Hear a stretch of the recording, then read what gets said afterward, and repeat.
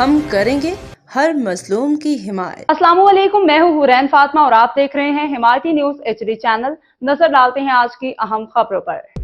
रोजनामा हिमायती news. गाड़ी चोरी का वाकया, शहरियों से ताउन की अपील। सुराग देने वाले के लिए 10,000 रुपए नकद इनाम का ऐलान। रिपोर्ट आबिद हुसैन आफरीदी। शहर में गाड़ी चोरी की वारदातों में मुसलसल इजाफे के बायस शहरी अदम तहफ़्फ़ुज़ का शिकार है।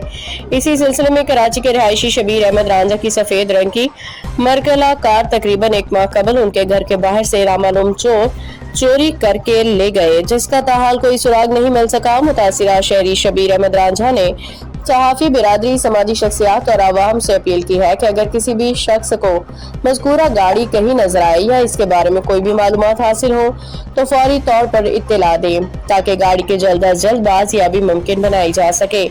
गाड़ी की तफसीलात के मुताबिक इसका मॉडल मरकला रंग सफेद, रजिस्ट्रेशन नंबर S7535 सिंध है।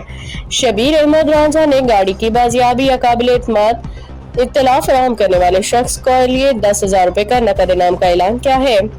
राब्ता नंबर 0313160719।